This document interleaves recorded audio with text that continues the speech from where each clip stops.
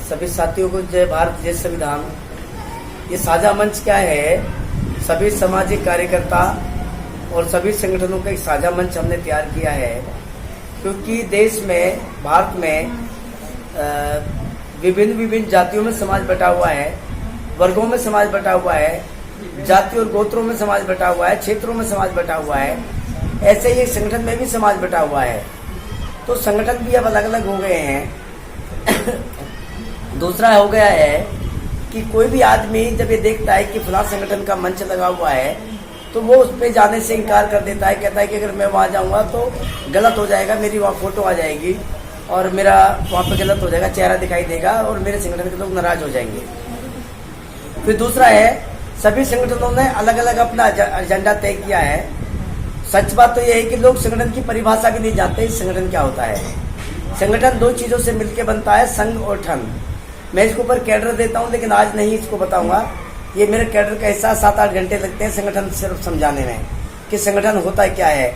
जिनको संगठन की परिभाषा नहीं पता है वो संगठन का नाम रखते हैं और एक एक आदमी 10-10 संगठनों का नाम लिख के सबका वो राष्ट्रीय लेवल का नेता होता है और उसको लेके के घूम रहा है। जब उसे पूछते हैं संगठन क्या होता है तो नहीं वो उसको मालूम होता है। हम सबसे पहले तो लोगों को ये समझा रहे हैं कि संगठन क्या होता है। फिर हमने अभी आपने हमारा बैनर देखा होगा, हमने एक उस पे उद्देश्य लगाया, बैनर पे सोच एक करो। लोगों ने अलग अलग नारे लगाए हैं, अलग अलग बात करी है। हमने कहा सोच एक करो, यानी सब लोगों के जितने भी संगठन है, जितने भी लोग हैं, सबकी सोच एक जैसी होनी चाहिए। दूसरा है, आपका लक्ष्य एक होना चाहिए, लक्ष्य एक करो। हमने लोगों को आह्वान किया है कि सोच एक करो, फिर दूसरा आह्वान किया कि लक्ष्य एक करो, और तीसरा आह्वान करा हमने कि संघर्ष एक करो। तो सोच एक करो यानी सभी लोग अपनी एक जैसी सोच बनाइए। विभिन्न आपने तरीके से जो अपने संगठन जो निर्माण किए हैं वो आपका तरीका ठीक नहीं है, उसकी सोच को एक करना पड़ेगा। कौन सी सोच? जो 1950 से हमारे देश में जो संविधान में जो लागू है, जो समता मूलक राष्ट्र की जो कल्पना है, वो ऐसी आपको सोच बनानी पड़ेगी। जब आप ऐसी सोच बनाते हो तो सबकी सोच एक जैसी हो जाती है, तो हम फिर लक्ष्य ही करते हैं। हमारा लक्ष्य क्या होना चाहिए? जब सोच हो गई कि समता मूलक राष्ट्र बनना चाहिए तो वो हमारा लक्ष्य हो गया, समता मूलक राष्ट्र। तो वो बनेगा कैसे? उसके लिए हमें संघर्ष करना पड़ेगा और संघ इकट्ठा करना पड़ेगा, यूनाइट होना पड़ेगा। संघर्ष की भी परिभाषा है, संघर्ष। जब संघ होता है तो आपको खुशी मिलती है, हर्ष होता है, आपको खुशी मिलती है। जब तक आपका संघ निर्माण नहीं होता तो आपको हर्ष नहीं हो सकता है। ये संघर्ष एक परिभाषा है। लोगों को ये भी नहीं पता संघर्ष क्यों करते हैं, संघर्ष करना होता है। वो संघर्ष को समझते हैं, वो रगड़ा रगड़ी, घिस्सा घिस्सी या किसी चीज को पत्थर को रस्सी घिस रही है, वो संघर्ष होता है। संघर्ष नहीं होता है एक दूसरे से लड़ना झगड़ना, ये संघर्ष होता है। संघर्ष ये नहीं होता है, संघर्ष होता है संघ का निर्माण कर लीजिए, हर्ष अपने आप हो जाएगा, खुशी आपको अपने आप मिल जाएगी। तो ये सारी चीजें इसमें है, इसलिए हम संगठनों को इकट्ठा करने का हमने कार्यक्रम बनाया पूरे देश में। छोटा सवाल हो रहा है जी बोलिए। कि पूरे देश में कहीं ना कहीं छोटे बड़े सभी जो संगठन है वो बाबा साहब के विचारों को लेकर चल रहे हैं, तो आपका इस आंदोलन में उतरने का क्या वो है? बाबा साहब के विचार को लेकर लोग नहीं चल रहे हैं, बाबा साहब को लेके चल रहे हैं। उन्होंने बाबा साहब अम्बेडकर को, जैसे ये भगवान है, यहाँ पे 33 करोड़ देवी देवता है, ऐसे डॉक्टर बी आर अम्बेडकर को भी भगवान बना लिया लोगों ने। मंदिर बना देना, अब तो घंटा बजाने की सिर्फ एक जरूरत रह गई है, पूजा आरती तो करनी शुरू हो गई है, माला पहनानी शुरू हो गई है, बाबा साहब के नाम पे भजन कीर्तन भी गाने शुरू कर दिए हैं। बाबा साहब डॉक्टर अम्बेडकर ने जो लॉर्ड मैकाले का जो बनाया हुआ जो कानून जो था, जो मानवीय जो अधिकार जो थे, उनको संविधान में इंगित करा के एक ऐसा महान काम किया बाबा साहब ने।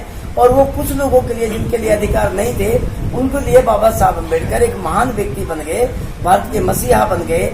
और ऐसी मसीहा की जय जयकार तो करनी चाहिए थी, लेकिन जिस ग्रंथ में, जिस किताब में बाबा साहब अम्बेडकर ने जो अधिकार जो दिए, उस किताब को हमने अंगीकार ना किया, सिर्फ बाबा साहब डॉक्टर अम्बेडकर को अंगीकार किया, यानी व्यक्ति की फोटो लगा ली, व्यक्ति के ग्रंथ को नहीं माना है। ये फर्क है और लोगों में।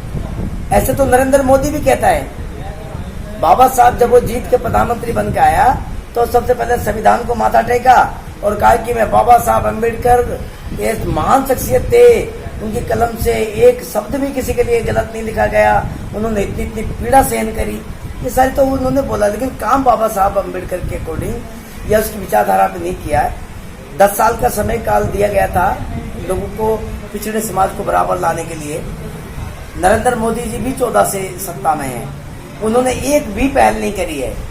वो पहल करते हैं थाली बजाओ, कभी मुस्कुराओ, कभी योगा करो, बेकार की चीजों पे वो अपना लोगों का ध्यान केंद्रित करते हैं। अभी आपका एक ध्यान आकर्षित करूंगा एक चीज की तरफ। जो 5 किलो राशन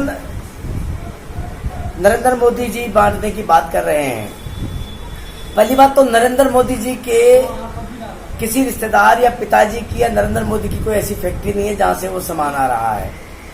वो सामान खरीदना पड़ता है बाजार से, और जिस पैसे से खरीदा जा रहा है, आरबीआई भारतीय रिजर्व बैंक नरेंद्र मोदी जी का नहीं है। ऐसी कोई कंपनी नहीं है जहां नोट नरेंद्र मोदी जी के पास आते हैं। वो पैसा भी पब्लिक का होता है, सामान भी पब्लिक का होता है, पब्लिक में ही बांटना होता है, पब्लिक के ही टैक्स का वो पैसा होता है। यहाँ तक कि नरेंद्र मोदी जी जो तनख्वाह दे रहे हैं वो भी पब्लिक के पैसे से ले रहे हैं। लेकिन जो थैला जिसमें सामान बांटा जा रहा है उसके ऊपर फोटो नरेंद्र मोदी जी की लगा रहे हैं। ये किसने अधिकार उनको दे दिया कि पब्लिक के पैसे को, पब्लिक को ही आप राशन बांट रहे हैं, पब्लिक के पैसे से उस राशन को बांट रहे हैं, उसके ही टैक्स का पैसा वहां पे जा रहा है। एक गरीब से गरीब आदमी जो झुग्गी में रहता है, झोपड़ी में रहता है या रोड की पटरी पे रहता है, वो आदमी भी कम से कम माचिस तो खरीदता ही होगा, बीड़ी का बंडल तो खरीदता ही होगा। वो आदमी नमक मिर्च चलती नहीं खरीदता होगा, रोटी खाता होगा, लेकिन वो कम से कम बीड़ी माचिस तो खरीदता होगा, एक मोमबत्ती तो खरीदता होगा। उसमें भी उसका टैक्स जाता है, सरकार उस पर भी टैक्स लगाती है, तो उसके टैक्स से नरेंद्र मोदी को तनख्वाह मिलती है। लेकिन जो थैले पे जो अभी वो फोटो लगाता है, अरविंद केजरीवाल ने बड़े बड़े बोर्ड लगा रखे हैं दिल्ली में, हर रविवार डेंगू के ऊपर वार। ये बात तो बिगड़ के ही भी हो सकती थी, डेंगू पे वार। अब वो डेंगू पे वार क्या हो रहा है वो दिखाई नहीं दे रहा है, वो दवाई दिखाई नहीं दे रही है, कहाँ पे वार कर रहे हैं, डेंगू को मार कैसे रहे हैं, कौन से जाल से डेंगू को पकड़ रहा है, वो नहीं दिखा रहा है। लेकिन वो पोस्टर छाप रहा है, वो पोस्टर पे अपनी फोटो लगा रहा है बड़ी बड़ी, उसके ऊपर करोड़ों रुपए का बजट बनता है। ये पैसा किसका था? दिल्ली की जनता का था। दिल्ली में जो टैक्स आता है, जो अरबों खरबों रुपए का जो टैक्स आ रहा है, उसको बता नहीं रहा है जनता को। जबकि आर्टिकल 39 ये कहता है जितना उत्पादन होता है, उपार्जन होता है, उसका स्वामित्व और मालिकाना हक सारे लोगों में होना चाहिए, सबको बराबर बराबर बटा हुआ होना चाहिए। लेकिन यहाँ पे नरेंद्र मोदी ठेले पे फोटो छाप रहा है, अरविंद केजरीवाल बड़े बड़े पोस्टर लगा रहा है जो जिसमें करोड़ों रुपए खर्च कर रहा है, अस्पताल के ऊपर स्वच्छता के फोटो लगा रहा है। कहता है कि वो, दूसरी बात कहता है कि जितना खर्चा हो आप बड़ी से बड़ी अस्पताल में चले जाइए और सरकार आपको खर्चा देगी। बड़ी अस्पताल किसकी है भाई? किसी गरीब आदमी की है? नहीं, अरविंद केजरीवाल जी के रिश्तेदार की अस्पताल है। तो अमीर कौन हुआ? केजरीवाल जी का रिश्तेदार अमीर हो गया। तो वो क्या कर रहा है, अपने आदमी को कई तरीके से अमीर करने का प्रोग्राम में अस्पताल के खर्चे पे भी वो उसको अमीर करना चाहता है। और अपनी जो फोटो लगा रहा है, अगर भारत संविधानवादी राष्ट्र बनता है तो ऐसे लोगों को कोई जगह नहीं मिलेगी। 326 अनुच्छेद भारतीय संविधान का कहता है कि हम अपने मताधिकार से, यहाँ मतदान लिखा जाता है गौतम जी, मताधिकार को मतदान केंद्र बनाया जाता है, मत का दान करना। और यहाँ पे जो चुने जाते हैं मताधिकार से, वो लोग यहाँ पे राजा बन जाते हैं जब उनका नाम लोक सेवक लिखा जाता है। मैं अपने मताधिकार से लोक सेवक चुनता हूँ। अगर जिस दिन भारतीय संविधानवादी राष्ट्र बनेगा, ये संविधानवादी राष्ट्र बन जाएगा, ये भारतीय संविधान लागू हो जाएगा, उस दिन नरेंद्र मोदी जी से लेके और जितने भी लोक सेवक यहाँ पे बनते हैं, ये सब लोगों को आगे बनते रहेंगे, उनको अपना टिफिन पैक करके घर से और रोडवेज की बस में बैठ के काम आदमी तरह जाना पड़ेगा लोक सेवक की तरह अपनी ड्यूटी निभाने के लिए। लेकिन यहाँ पे होता क्या है, उल्टा हो गया है, लोगों को जानकारी संविधान की नहीं है।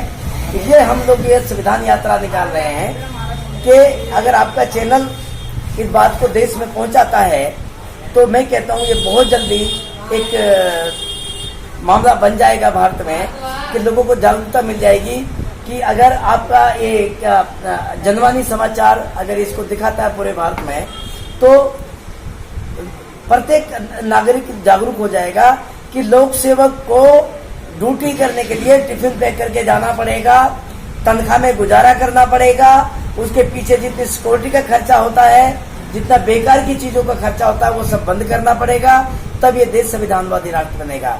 और ये लाल बहादुर शास्त्री जी का उदाहरण है शायद यहाँ पे, वो एक ऐसे प्रधानमंत्री रहे हैं यहाँ पे, वो क्या नाम है, ब्राह्मण थे शायद लाल बहादुर शास्त्री। हाँ, वो इस तरीके के प्रधानमंत्री रहे हैं। किसी ने उदाहरण दिया था कि जब वो एक मीटिंग में जा रहे थे, उनको कुर्ते का जेब फटा हुआ है। उनकी बेटी ने बताया कि पापा आपका जेब फट रहा है और आप भाषण देने जा रहे हैं। तो उसने कहा कि बेटा, जिनके पास मैं जा रहा हूँ उनके पास तो कुर्ता ही नहीं है, मैं तो पहन तो रखा है कम से कम। तो ऐसे प्रधानमंत्री को चलने नहीं दिया जाता है यहाँ पे। और दूसरे लोग आजकल हैं, हम संविधानवादी राष्ट्र बनाएंगे, सब लोगों को अपनी ड्यूटी करनी पड़ेगी, नौकरी करनी पड़ेगी। पब्लिक सर्वेंट चुनते हैं हम लोग मताधिकार से। आने वाली सरकार जो भी आएगी या तो पब्लिक सर्वेंट का काम करेगी, वो लोक सेवक की ड्यूटी निभाएगी, वरना हम 2024 में मिशन 2024 संविधानवादी राष्ट्र निर्माण की आंदोलन हमने चला रखा है। पूरे भारत में संविधान यात्रा चल रही है। आज वजीरपुर इंडस्ट्री एरिया, वजीरपुर विधानसभा दिल्ली में आज 10 अक्टूबर 2021 आज वजीरपुर विधानसभा में ये यात्रा निकल रही है। और निशा गौंड जी हैं जिनकी अध्यक्षता में आज यहाँ पे एक अम्बेडकर भवन में मीटिंग भी हो रही है और संविधान यात्रा का जो कार्यक्रम हो रहा है। और यहाँ के लोगों ने आश्वासन दिया है कि नेक्स्ट बार संविधान यात्रा बड़े लोगों के बीच में निकाली जाएगी और पूरे एरिया में निकाली जाएगी। तो यहाँ के लोगों का भी बड़ा बड़ा हम तो धन्यवाद करते हैं। सर, इतने बड़े बड़े आंदोलन होते हैं, सब चीज़ होती हैं, काफ़ी नेता ये कहते हैं कि वो उन्हें रोटी देंगे, खाना देंगे, बिजली देंगे, लेकिन आप जो कहते हैं वो कहते हैं कि संविधान देंगे या आप उन्हें संविधान सिखाएंगे। तो ये क्यों सर? हम रोटी या अनाज नहीं देंगे लोगों को, हम रोजगार देंगे।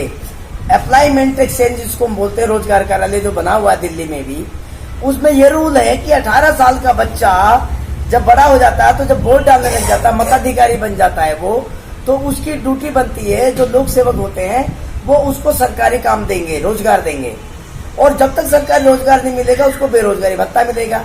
ऐसा प्रावधान है पूरे भारत में। FCI food supply corporation of India, जहाँ पे करोड़ों लोगों को रोजगार मिल सकता है। जितनी परचून की दुकानें खुली हुई है थोक के भाव में, एक भी नहीं होनी चाहिए। ये सब के सब FCI की होनी चाहिए, food supply corporation of India की। उचित दर की दुकानें होनी चाहिए। जिस MSP के लिए जो लड़ रहे हैं, वो जो रेट जो लिखवा रहे हैं, वो साथी किसान जो बैठा आंदोलन में, जो आज रेट लिखवाने की बात कर रहा है, वो किसान क्या कहना चाहता है कि MSP लिखा जाए, रेट फिक्स किया जाए। नरेंद्र मोदी जी प्रधानमंत्री कहते हैं कि आप खुली मंडियों में जाके बेचिए। क्यों बेचे? FCI क्या करने गया है? यहाँ पे गोदाम FCI के होने चाहिए, food supply corporation of India के। या अडानी और अंबानी को किसने इजाजत दे दी गोदाम बनाने की? फसल को सीधा सरकार खरीदे, गोदाम में रखे, उचित दर की दुकानों पे बेचे। ऐसा हम लोग नियम और कानून बनाएंगे। ये कानून हम बनाएंगे, ये बनाने वाले नहीं है कानून, मुझे मालूम है। 74 साल से नहीं बनाया है। ये संविधानवादी राष्ट्र बनेगा 2024 में, संविधानवादी लोगों की सरकार बनेगी 2024 में। और कानून भी हम ही बनाएंगे। हम किसी सेक्रेटरी से कानून नहीं बनवाएंगे। हम 543 मेंबर ऑफ पार्लियामेंट पूरे भारत में तैयार करके लोकसभा में भेजेंगे। और उन एक एक मेंबर ऑफ पार्लियामेंट को वह सोएगा नहीं एसी की, उसमें हम वहां से एसी हटा देंगे। या गरीब और मजदूर का बच्चा वहां पे जाएगा पार्लियामेंट में, वहां एसी नहीं चलेगा, वहां नॉर्मल पंखे की हवा लगेगी।